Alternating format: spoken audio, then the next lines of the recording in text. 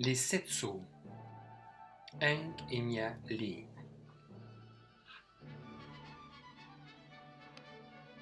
Chapitre 3 de la deuxième partie. La rosée qui donne la vie à l'âme. Tout homme normal tient à la vie. Son organisme a été conçu pour que la vie continue de battre en lui. Celui qui essaie d'affaiblir ou d'épuiser démesurément l'essence de vie devient malade, déséquilibré.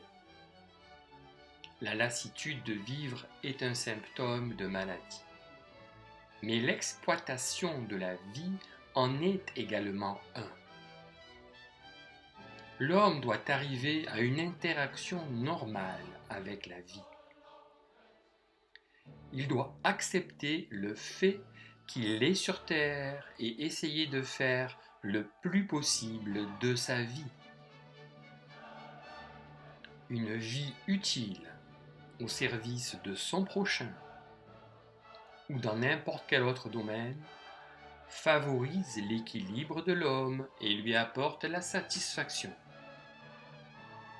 La satisfaction est un repos et cela peut signifier un arrêt, mais pas obligatoirement. Le mécontentement apporte l'inquiétude et l'agitation, et lorsque l'on ne connaît pas la cause de ce mécontentement, on dilapide ses réserves de vitalité. L'organisme en arrive alors à l'épuisement. On n'y apporte plus de nouvelles sèves vitales, les vibrations de vie s'affaiblissent, les pensées deviennent dépressives, la volonté s'étiole et l'homme se place ainsi hors du processus normal de la vie. L'agitation spirituelle est cependant aussi une forme de mécontentement. Mais celui qui sait quelle mission il a sur terre, parce que sa vocation provenant de l'esprit est présente, celui-là peut faire quelque chose avec ce mécontentement. Il peut vivre d'une autre manière. Dans l'alchimie, vous pouvez reconnaître cela. La rosée est considérée comme ce qui donne la vie à la nature. Le soleil peut être trop chaud, la pluie peut tomber trop intensément, le froid peut être trop vif, la terre trop sèche. Mais la rosée reste constamment la même. Une sève vitale dans laquelle la nature se baigne pour une recréation, pour pouvoir de nouveau rencontrer le soleil, le vent, le froid et la sécheresse. C'est cela le secret de la vie. L'homme doit s'ouvrir pour pouvoir recevoir la sève céleste, la vibration spirituelle. Sans cette vibration spirituelle, il sera victime des éléments, des dures circonstances, des expériences amères, des rencontres douloureuses. Seul ce qui vient du haut, ce quelque chose d'immuable que personne ne peut imiter, offre à l'homme une force de vie suffisante pour pouvoir vivre comme un homme sain, fort et noble. Nous avons parlé plus haut des 7 péchés capitaux, ces caractéristiques innées, dégénérées, qui naissent dans la nature et dans l'homme par la somme de l'égocentrisme et de l'avidité.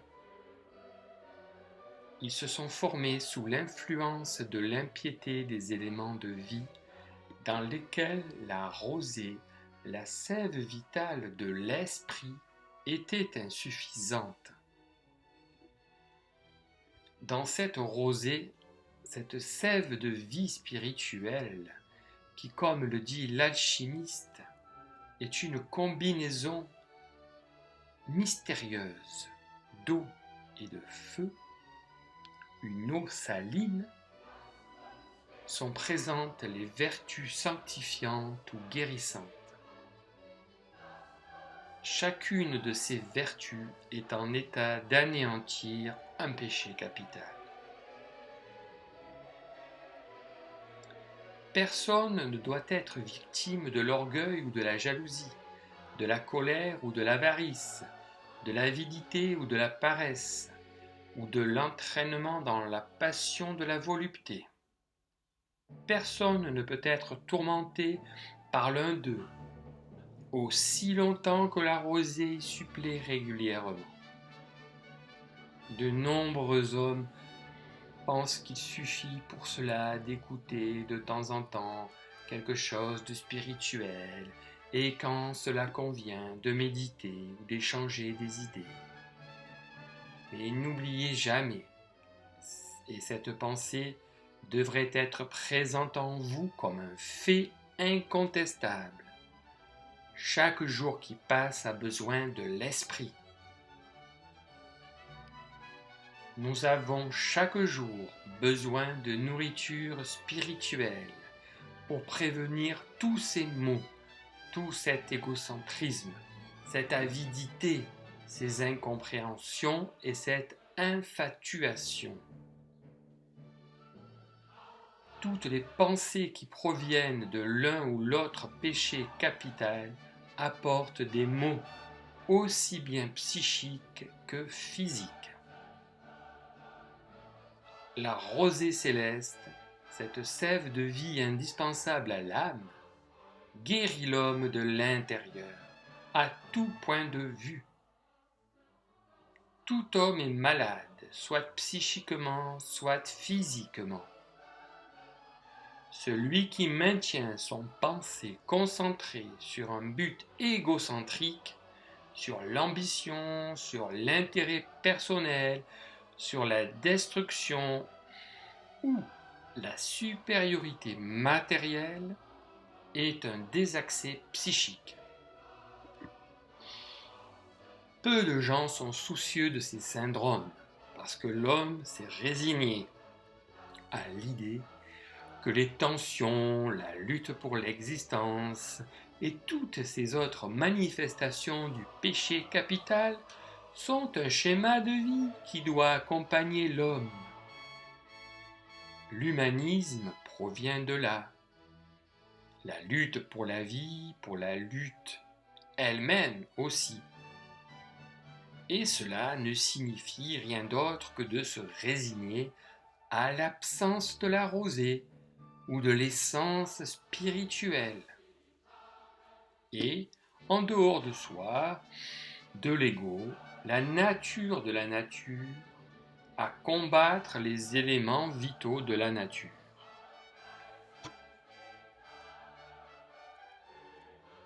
Un échange de propos aigres, le courage face aux désillusions, le dur maintien de soi face à l'exploitation et le soulagement de ceux qui sont accablés par les tempêtes de la vie.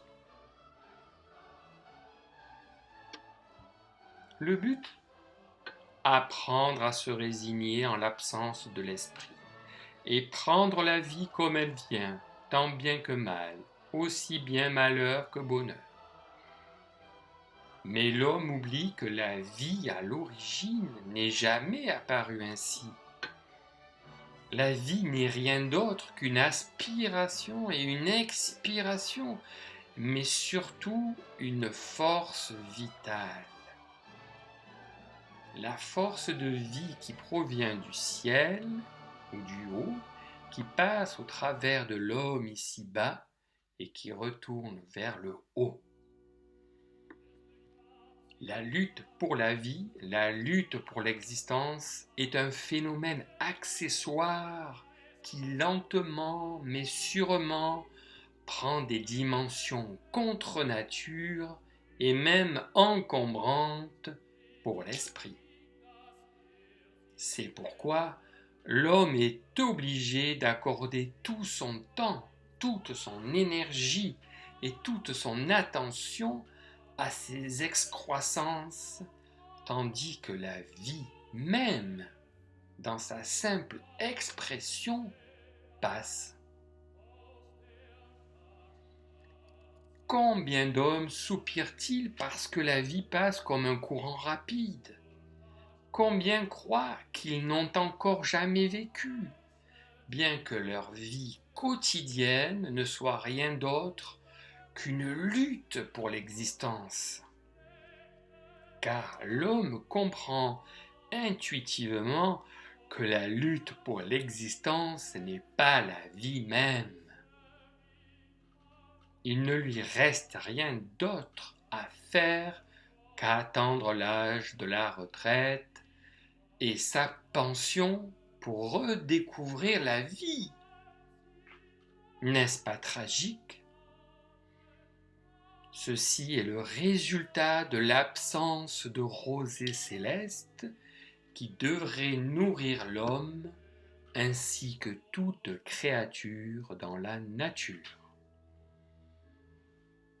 La force de vie provient toujours de l'esprit, jamais de l'ego. De ce dernier ne proviennent que résistance, dureté et maintien de soi. Mais la force de vie véritable qui possède les 7 vertus originelles ou les 7 arcanes est exclusivement cachée dans la rosée céleste, la nourriture des dieux. L'homme qui s'ouvre de l'intérieur fait cela avec son cœur et sa tête. À cet instant, il n'y a pas de différence entre cœur et tête. Tous deux sont tournés vers le ciel. Et ainsi, le pensée reçoit l'espérance imaginative. Et le cœur reçoit l'énergie stimulante. Un seul instant d'ouverture véritable vers l'esprit chasse toutes les dépressions, donne au cœur le repos et aux pensées la compréhension.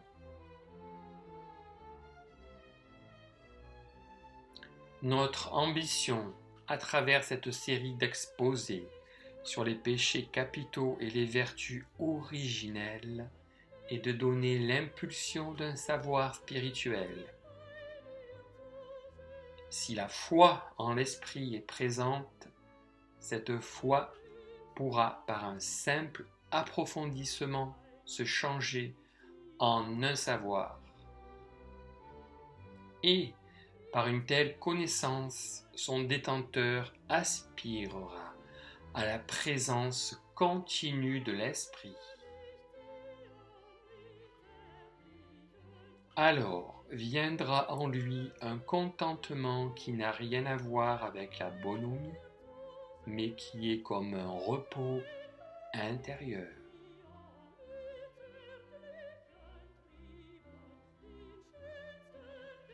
Un tel homme se relie quotidiennement avec les cieux qui sont son origine, le pays de son esprit, et ainsi il n'est pas question d'un arrêt quelconque dans la transmission de la force de vie, ni d'une tension qui serait due à une extrême disharmonie entre l'aspiration et l'expiration des vibrations de vie. L'irritation, l'indignation, les tensions sont toujours les conséquences d'une disharmonie, d'une résistance qui se place entre l'homme et ce qu'il veut ou désire. Si cette résistance ne peut pas être dépassée d'une manière naturelle, elle devient alors une irritation chronique qui peut causer toutes sortes de maux organiques. L'homme sent qu'il n'y trouve pas son compte. Il en impute en général la responsabilité à son adversaire présumé, Mais en réalité, c'est lui qui se trouve en faute. Et il est impuissant parce que les circonstances l'empêchent d'être celui qu'il voudrait être. Ou parce que toutes sortes de possibilités suggérées le manœuvrent dans une position forcée. Ou encore parce qu'il est trop paresseux ou trop indolent et qu'il a trop peu d'énergie pour parvenir à un changement de sa situation. Loyalement, on devrait pourtant reconnaître que la cause se trouve dans l'homme lui-même, dans son ignorance ou dans l'absence de l'esprit qui transmet les dons des 7 réalités spirituelles ou vertus originelles. Par ces vertus, il pourrait se débarrasser d'une manière sans égale de ses résistances sans causer de mal à ses prochains. Car c'est bien le propre de l'homme que de déplacer les pièces du jeu d'échecs et de tout mettre sur le dos des faibles. La force de vie n'est même pas la chose que le maintien impitoyable de soi aux dépens de frères plus faibles. La force de vie, c'est l'art de vivre. L'art de vivre, c'est la possession de l'homme devenu sage, mais certainement pas celle de l'homme bon vivant, ni celle du profiteur, qui, ou bien ne vivent pas véritablement, ou bien pavent leur chemin de victime. La force de vie apporte un penser sain, et cela signifie déjà un mode de pensée qui n'est pas centralisé sur l'ego et sur son maintien si important. Mais les pensées circulent autour de l'être à l'intention de l'être même.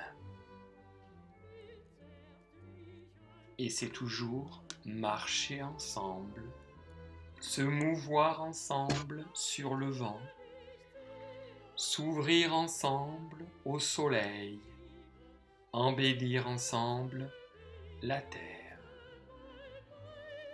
Bien que différents de caractère et d'aptitude, les êtres disposent cependant d'une possibilité commune, celle de se baigner dans la rosée céleste, et par cela se recréer.